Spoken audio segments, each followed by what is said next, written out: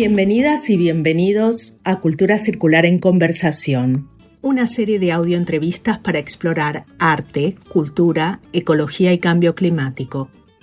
¿Te imaginas que los festivales en Latinoamérica y el Caribe no solo brillen por su creatividad, sino también por su impacto positivo en el planeta y las conexiones culturales que generan? Esto es lo que promovemos desde el programa Cultura Circular, desarrollado en colaboración entre British Council y Julie's Bicycle. Presentamos en primer lugar una breve introducción al proyecto por María García Joley y Graciela Melitzko Thornton, y a continuación Paola Moreira Blasi conversa con los organizadores de dos festivales en donde a través de la música, el diseño participativo y recorridos urbanos se visualizan oportunidades, así como la evolución en materia de sustentabilidad. Nos acompañarán en este recorrido Juan Ernesto Murúa Palacio de la Bienal de Música de Córdoba, Argentina, y Luis Ra Bergoglio, Festival Itinerando de Caracas, Venezuela. Muchas gracias. Le damos lugar a María ahora. Bienvenidos a Cultura Circular en Conversación, un espacio para explorar cómo la cultura y la sostenibilidad pueden transformar los festivales y las prácticas artísticas en América Latina, el Caribe y el Reino Unido. Soy María García Joley, directora de Artes y Cultura para el British Council en las Américas y el Caribe. Cultura Circular nació en un contexto de pospandemia, cuando los festivales buscaban recuperar su vitalidad tras la pausa global, enfrentando al mismo tiempo el reto ineludible del cambio climático. Este programa conecta festivales presenciales, digitales e híbridos en la región con el Reino Unido, fomentando un intercambio cultural que va más allá de lo artístico.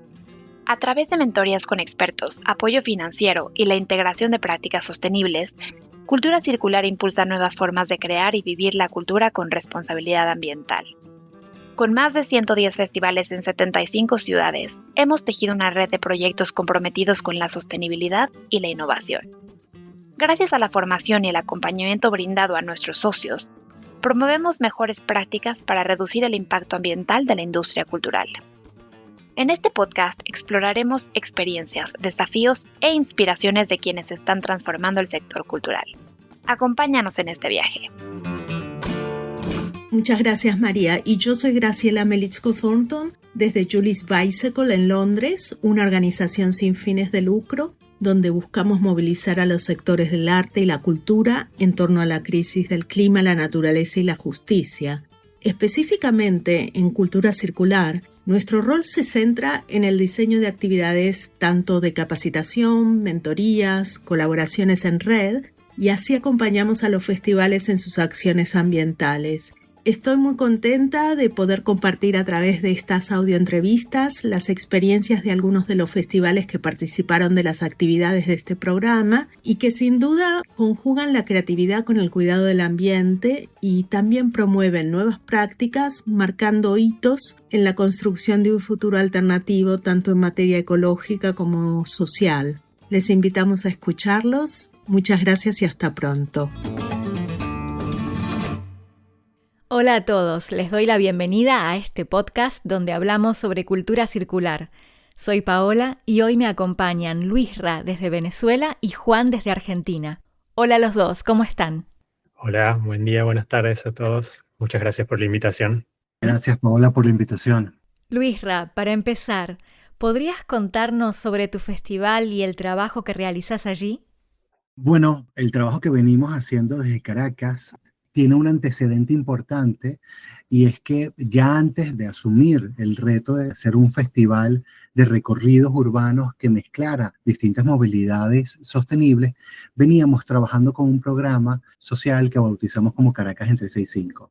Y justamente a través de ese programa que busca generar experiencias urbanas de interpretación del patrimonio, queríamos no solamente trabajar el tema de la identidad y del arraigo, sino también cómo a través de la reocupación del espacio público podíamos perder el miedo a la ciudad.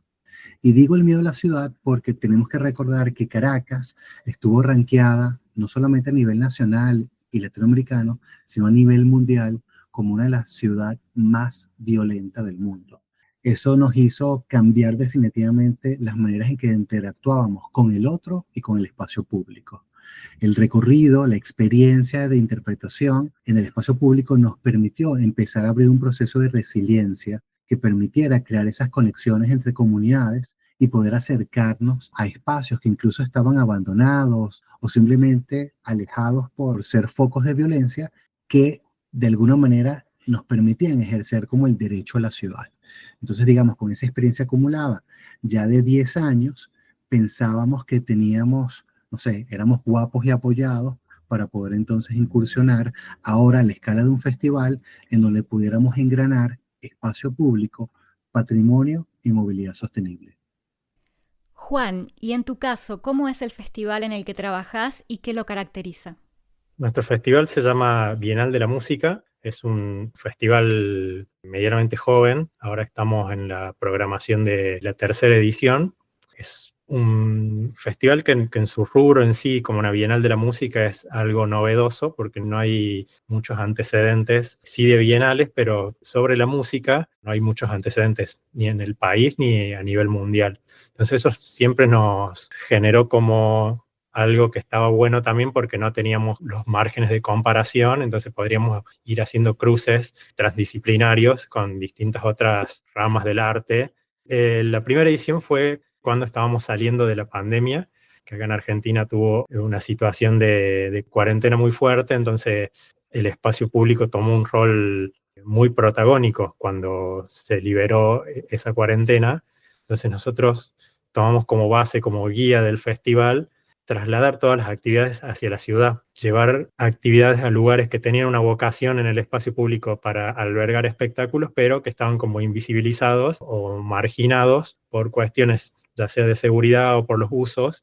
Entonces nosotros vimos el potencial de ciertas zonas y enfocamos en esas cuestiones. Para articular toda esa parte con el espacio público se generó como una cápsula dentro de la misma Bienal que se llamó Suena la Ciudad, que es el proyecto que yo dirijo, que se encarga de, a través de distintos workshops, distintas articulaciones con la Facultad de Arquitectura, de Diseño Industrial, Facultad de Arte, Facultad de Cine, de Música, generar los escenarios y hacer la curaduría de estos lugares en la ciudad donde pueden pasar los eventos propiamente dicho de la Bienal de la Música, y terminaron siendo más que recitales, después fueron experiencias teatrales, cinematográficas, intervenciones de danza. Fue como toda una cuestión que el espacio público albergó esa diversidad de actividades y terminó siendo el eje de las próximas bienales, la segunda que se hizo y esta tercera que estamos diagramando, democratizar un poco el diseño, la arquitectura y la calidad de los medios, también del sonido, de la iluminación, que nosotros tenemos unas estadísticas acá en Argentina que casi el 80% de los espectáculos que se hacen son en el espacio público, pero por los medios de contratación que tiene el Estado, de demora de pagos y ciertas cuestiones, siempre esos eventos en el espacio público se hacen con el peor equipamiento que tiene una empresa de técnica, tanto de sonido, de iluminación. Entonces nosotros tomamos como eje de la Bienal democratizar el diseño, democratizar las prácticas artísticas, sacándolas a la ciudad. O sea, el eje de la Bienal es usar la ciudad como escenario. Tu festival tiene un fuerte enfoque en la sustentabilidad. ¿Cómo nació ese interés y en qué momento se convirtió en una parte clave del proyecto? Creo que en un principio todas las aristas que se toman de sustentabilidad de nuestro festival surgieron de algunas faltas de recursos, de como buscarle una vuelta más a lo que eran los festivales, los eventos acá. Cuando tuvimos los cruces con Cultura Circular, con las mentorías de Cultura Circular, nos dimos cuenta que ciertas cosas que nosotros estábamos planteando encuadraban en eso. Un ejemplo es nosotros hicimos un evento en el marco de Cultura Circular dentro de la legislatura de Córdoba, que está totalmente equipado con sonido, con multimedia, pero que no se usó nunca para música ni para teatro, nada, está equipado solamente para las funciones parlamentarias. Entonces eso era como una arista también que nos dio el trabajar con espacios que ya están preparados, que no les tenemos que agregar capas y capas de técnica, de escenografía, de transformarlo para que sea otra cosa, sino buscarle la vocación a ciertos lugares que están pensados para una cosa, pero que pueden albergar tranquilamente muchas otras más. Dentro de esta primera edición también realizamos este workshop que participaron alrededor de 100 arquitectos, arquitectas, diseñadores industriales, artistas, divididos en 3 equipos, que cada equipo diseñó un escenario y a su vez después ellos podían o no participar o sumarse a la construcción cuando se ejecutaron, y la premisa era construirlos con materiales de reciclaje o los que eran nuevos que se puedan pensar con otra lógica de reuso. Y así en esa edición nació lo que nosotros tenemos ahora, que es un banco de materiales y equipos que se fueron adquiriendo para esas bienales y que están puestos a disposición para cualquier producción independiente o no que los requiera. También nos pasó que para la ubicación de estos primeros escenarios de la primera bienal, nosotros tomamos lugares que estaban muy deprimidos de la ciudad, pero que tenían una vocación tremenda. El caso del Parque Sarmiento, que es uno de los parques más grandes que hay acá en Córdoba, tiene una isla en el medio, que es una isla que en sus primeros orígenes todavía se usaba para eventos públicos, pero después se dejó usar porque tiene un puente que la conecta que, según las autoridades, no se podía pasar o no permitían mucha cantidad de gente. Entonces nosotros, como parte del proyecto, auditamos ese puente. En acuerdo con las autoridades, hicimos ese trabajo, pusimos a punto ese puente y a partir de ese momento se hicieron alrededor de 400 eventos ahí en esa isla. Tener estas lógicas sustentables fue algo que, como una ficha que nos cayó cuando tuvimos la articulación con Cultura Circular. Luisra, y en tu caso, ¿qué los llevó a integrar prácticas sustentables en el festival y cómo ha ido evolucionando desde entonces? Bueno, nosotros ya con el programa de recorridos permanentes, que es un programa social que busca justamente reocupar el espacio e interpretarlo, ya teníamos como de alguna manera tonificado la musculatura para tratar de generar experiencias que pudieran ser sustentables. En ese sentido, el recorrido peatonal era como el predilecto que permitía justamente al ciudadano poder remapear y ocupar el espacio público, creando conexiones, ¿no?, con el patrimonio. Esa experiencia fue la que después se aceleró con la presencia de COVID-19 y por supuesto con el distanciamiento social que implicó ella. Es decir, si teníamos en cuenta que Caracas ya venía de un distanciamiento urbano y a eso le sumabas un distanciamiento social, cuando salimos de pandemia estábamos buscando maneras justamente de tener mayor presencia en la ciudad. Y ahí fue cuando surge el llamamiento que hace el British Council de presentar proyectos que tengan un claro eje entre la cultura y la sostenibilidad. Entonces, obviamente, COVID-19 en el caso de Caracas trajo como consecuencia que muchísimas bicicletas, por ejemplo, estuviesen desempolvadas, que el sector privado empezara la oferta de la venta y el alquiler de monopatines eléctricos y que experiencias tan exitosas internacionalmente como la movilidad tipo Uber, que habían funcionado en Caracas y que por temas de crisis económicas fueron suspendidas, se reactivaron. Entonces vimos que había como una ebullición de estas distintas movilidades sostenibles que podían apalancarnos al trabajo que ya veníamos haciendo, en donde el recorrido peatonal es como la estrategia crucial importante porque, bueno, como sabemos, dentro de la pirámide invertida de movilidad sostenible, el peatón es el rey. En el caso de Caracas, siendo una ciudad, la capital de un país petrolero, eso está invertido. El vehículo tiene un mayor protagonismo, por supuesto la gasolina y la energía en general tiene un precio muy bajo, lo que hace que venga con el prejuicio de que es muy fácil transportarse bien en vehículos particulares o en transporte público. Entonces, con el festival justamente nos permitía engranar esos 3 ejes. Y luego entonces, cómo podíamos también involucrar a otras organizaciones civiles que vienen impulsando el recorrido de interpretación patrimonial para poder, sobre todo, generar arraigo y sentido de pertenencia.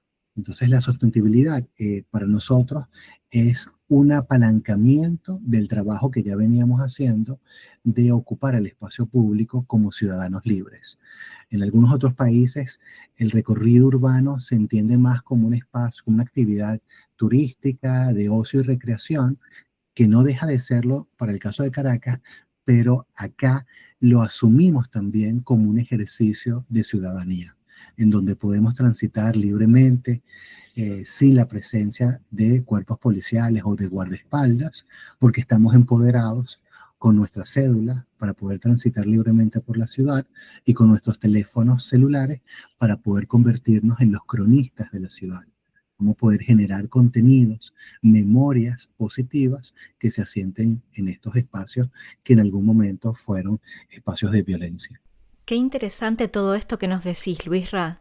Contanos, con el paso del tiempo, ¿de qué manera han fortalecido el enfoque sostenible de Itinerando y qué cambios han implementado a lo largo de este camino?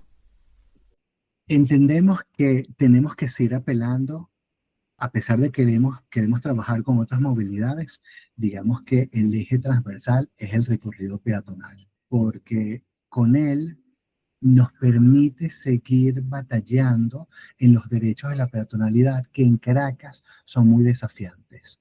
Es decir, por ejemplo, el derecho a la acera para el peatón.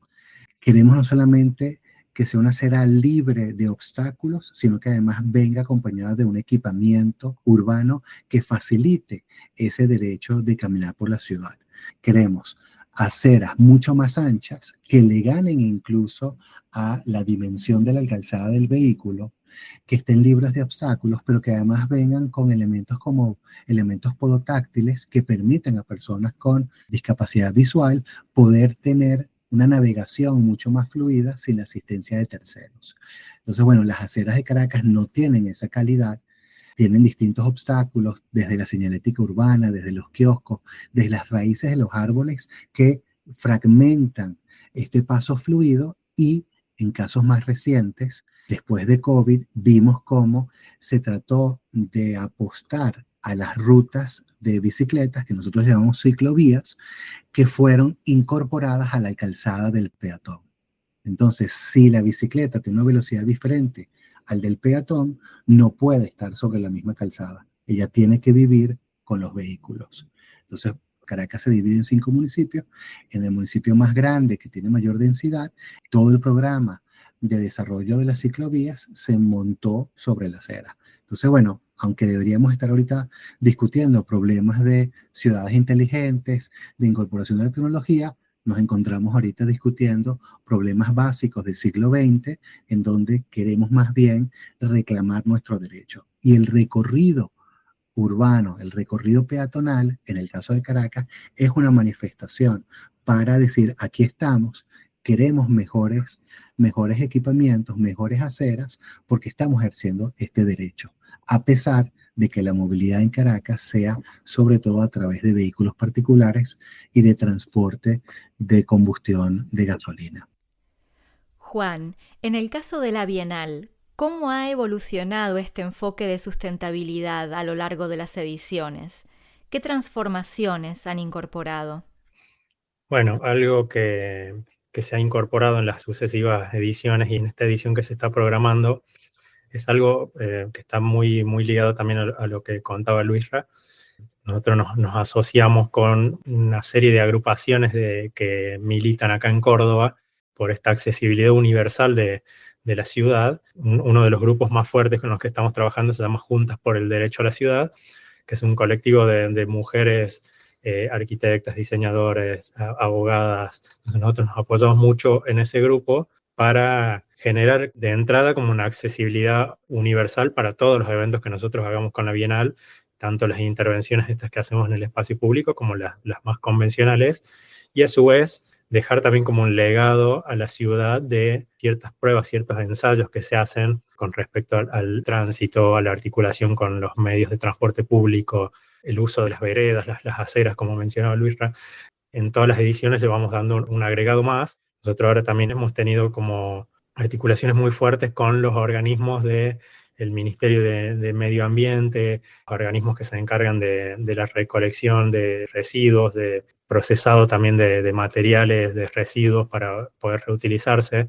Entonces nosotros estamos articulando mucho con ellos y ahora casualmente estamos desarrollando en conjunto con el Ministerio una certificación que es para eventos sustentables, porque acá lo que estaba pasando mucho es que el evento tenía el sello sustentable o presumía mucho de que era un evento sustentable, pero en realidad decían, no sé, te doy un ejemplo, hay un evento que utiliza casi 1 kilómetro de metros cuadrados de pantalla LED y tiene la insignia de evento sustentable porque usa unos generadores de biodiesel, pero de 20 generadores que usa, unas con biodiesel.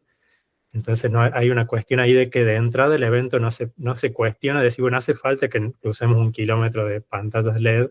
Es como que pensar ya en una lógica desde el inicio que tenga una sustentabilidad, que es a lo que apuntamos nosotros también con los workshops que hacemos. Creo que la mayor arista que nosotros tenemos es esta variante educacional que tenemos al inicio de cada bienal y cómo les vamos agregando capas de cómo convivir con la ciudad, cómo convivir con los ciudadanos, cómo convivir con los espacios públicos. Creo que esa es un poco la parte donde evoluciona más la Bienal.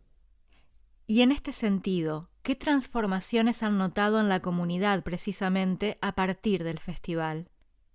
Bueno, una de las más notables es cómo ciertos espacios que nosotros propusimos, que eran marginales en una escena cotidiana de la ciudad, cómo han tomado después un protagonismo ya por la misma ciudadanía los incorporó. O sea, la ciudad en sí es una obra de arte, hablemos de cualquier ciudad. Entonces, cómo poder encuadrar o cómo poner ese cuadrito es un poco un resultado que nosotros vimos que la misma ciudadanía lo empieza a hacer, es decir, cómo empezar a ver lugares, cómo ellos mismos empiezan a poner ese cuadrito, remarcar lugares que nos pareció muy, muy interesante eso. Es algo que siempre nos han valorado y lo hemos visto también cómo se van sucediendo eventos y otras actividades en lugares que hemos tenido en cuenta para todas estas actividades.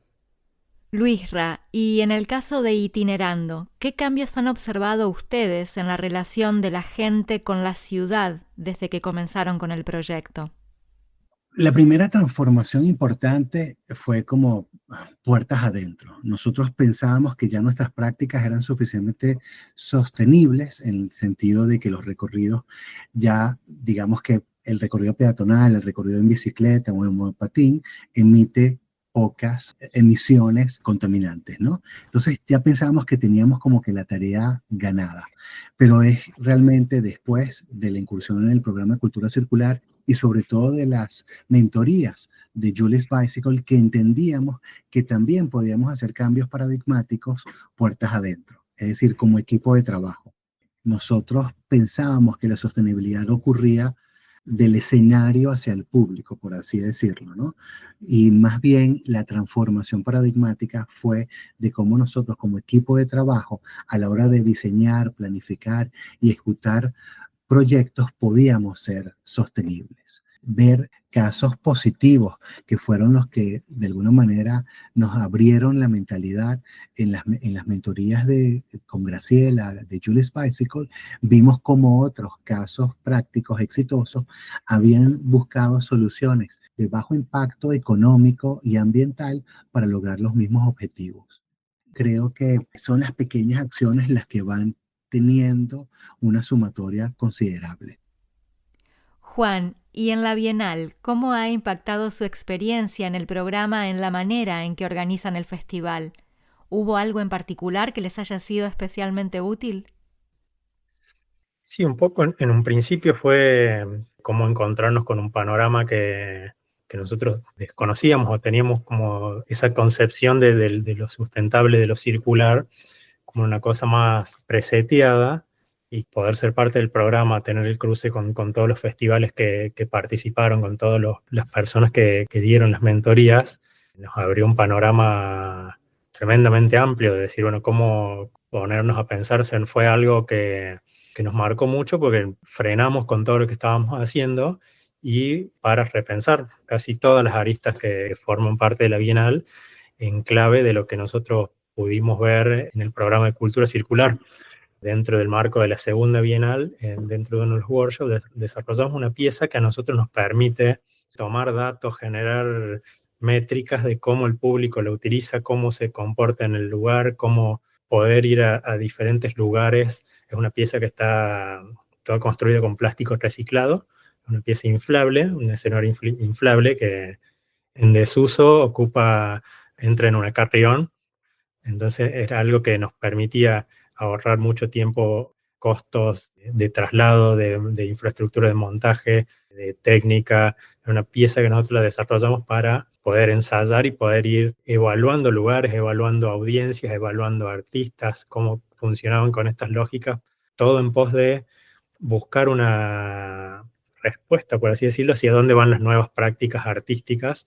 Dentro de este marco del programa de Cultura Circular, nosotros nos parecía que estaba interesante como agregarle esa capa también de investigación de esta pieza que a la misma vez que estamos dando un show, también estamos viendo cómo el espectador también pasa a ser un poco el protagonista porque se puede meter dentro de esta pieza, a su vez funciona como una pieza acústica, le cambia las variables del sonido. Después esta pieza la hicimos girar por un montón de lugares acá en Córdoba, con alto valor patrimonial, que directamente no se puede hacer nada. Esta pieza nos permitió podernos parar en esos lugares porque lo permitía, porque no dejaba ningún rastro, no le generaba ningún daño. Los permisos que nos daban poner eran para usar por 30 minutos el lugar y 30 minutos era suficiente para que nosotros armemos, desarmemos, hagamos un pequeño show y salgamos. Y está todo pensado desde una lógica desde ese lado, de optimizar recursos tanto en la construcción, tanto en la operación, también todos los elementos que se usan de electricidad están utilizados con energías renovables, usamos como unas baterías que se cargan solarmente, y es algo que fue disparado por este paso que nosotros tuvimos por el programa de Cultura Circular. Es algo que nosotros vimos que hacían otros festivales, de también hacer como protagonistas a los espectadores, generar una concientización a la par de esas intervenciones que hacían. Nos parecía como algo muy valioso y bueno, lo intentamos hacer en esta edición que tuvimos el acompañamiento del programa de Cultura Circular. ¡Qué fantástico todo este trabajo! Juan, contanos también, desde tu perspectiva, ¿cuáles son los principales retos ambientales y climáticos a los que se enfrentan en la Bienal? Bueno, nosotros acá en las latitudes que estamos acá en Córdoba, la ciudad, el país incluso está bastante atrasado en materia de sostenibilidad, del manejo de recursos con ciertas lógicas, y a nosotros ese es como el mayor desafío que tenemos, porque todo lo que nosotros queremos encarar, ya sea con sponsor o con apoyo estatal, medio que no tiene esa lógica de decir, bueno, ¿por qué esto tiene que ser así y no así como se viene haciendo? Entonces es como que nosotros siempre el mayor desafío es eso, que tenemos que pensar hasta 2 o 3 veces las cosas, cómo las encaramos, para un poco cambiar ese chip o ver si se puede cambiar ese chip que está tan arraigado acá en Córdoba, en Argentina mayormente. Entonces ese es como el mayor desafío que nosotros tenemos, se nos presenta a la hora de trabajarlo, como en estas lógicas más centrales, ¿viste? No sé, por ahí ahora tenemos la posibilidad de trabajar como todo nuestro consumo eléctrico que usamos en las bienales, trasladarlo a energías renovables, a biodiesel, que son articulaciones que nosotros estamos haciendo ahora con el Ministerio de Ambiente. Vamos buscándole la vuelta desde ese lado a tratar de trabajar siempre eventos o microeventos o elenco de eventos que nos permitan poder monitorear todas estas variables y que no termine siendo una cosa que se diga así muy livianamente lo del evento sustentable o la sostenibilidad del evento. Luisra, ¿y ustedes qué desafíos ambientales han identificado? Lamentablemente en Venezuela nosotros no tenemos estadísticas oficiales ni tenemos sistemas de monitoreo confiables, pero digamos que los estudios y la práctica de décadas anteriores nos dice que nuestros principales desafíos ambientales tienen que ver con las emisiones emitidas por el tráfico vehicular. Si nosotros somos un país petrolero, por lo tanto, la gasolina, que lamentablemente no es una gasolina limpia, porque una cosa es los daños de la gasolina y luego tienes las distintas calidades de gasolina. Esa cultura de la gasolina barata, que viene con mucho más niveles de contaminación, hacen que sea nuestro principal factor de impacto ambiental. La industria y la quema de basura impactan en eso, pero nunca como el parque automotor, que en nuestro caso también es un parque automotor que ha envejecido. Entonces, bueno, obviamente el tener una energía barata, la electricidad incluso, que es producida por una central hidroeléctrica, hace que también, a diferencia de otros países latinoamericanos, el pago sea muy, muy corto de lo que hacen, por ejemplo, otros países que tienen que además pagar calefacción. Entonces, bueno, eso ha hecho que pululen una serie de unidades de aires acondicionados. Cuando las fallas eléctricas ocurren por falta de mantenimiento, entonces hace como el repunte de como estas centrales eléctricas portátiles de uso doméstico que puedan entonces a sumarse no solamente a la contaminación sonora, sino a la contaminación visual, porque estas unidades tergiversan el diseño original de las edificaciones patrimoniales cuando es el caso. Entonces, el ejercicio de salir a caminar la calle, de alguna manera es nuestro apalancamiento, porque es muy fácil para el caraqueño ir a la esquina a comprar pan en vehículo, porque no le cuesta, no le impacta el bolsillo el tema de la gasolina. Tampoco va a ser el carpooling de llamar a varios amigos y poder repartir el costo del tanque de gasolina, que son prácticas que son motivadas por el tema económico, pero que impactan el tema sostenible. En nuestro caso, eso no aplica. Somos como unos nuevos ricos que creemos que el petróleo no se va a acabar y que a punta de eso podemos entonces darle play sin pensar en las consecuencias. Luisra, cada festival tiene su propia manera de innovar, ya sea en su relación con el espacio público o en cómo integra la sustentabilidad. ¿Consideran que la innovación es un rasgo central en su festival? Es retador ser innovadores, pero por supuesto que esa búsqueda tiene que estar permanente en toda la ecuación. De algo que nos sentimos orgullosos en términos del diseño de la experiencia de este festival y que tiene una carga de innovación fue el complemento de los recorridos presenciales, sin importar sus modalidades de traslado, cómo poder apostar a lo que nosotros llamamos itinerarios sonoros, que son experiencias digitales diseñadas para plataformas como Telegram, que permita crear unas narraciones sonoras complementadas con archivos multimedia.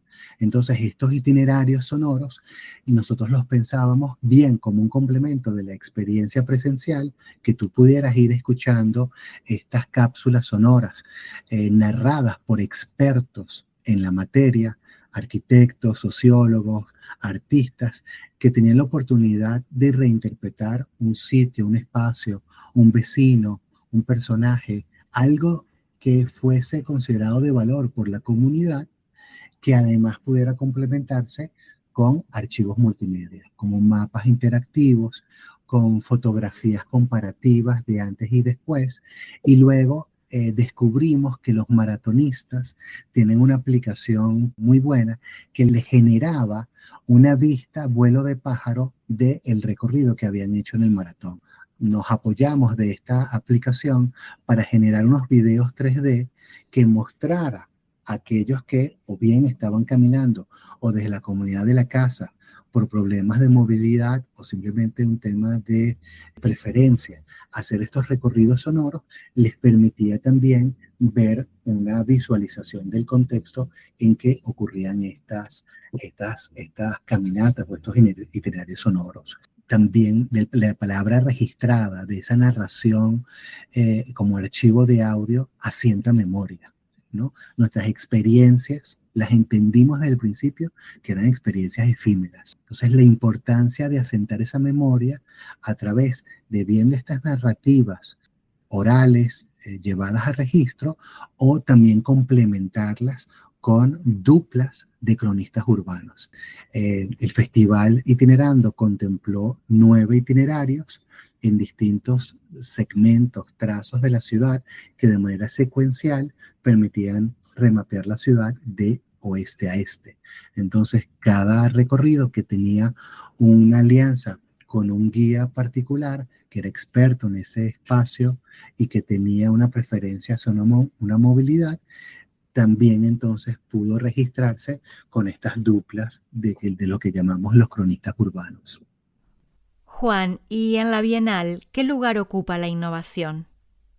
El formato que nosotros tomamos para el festival ser una Bienal de la Música, en sí ya engloba algo que es innovador.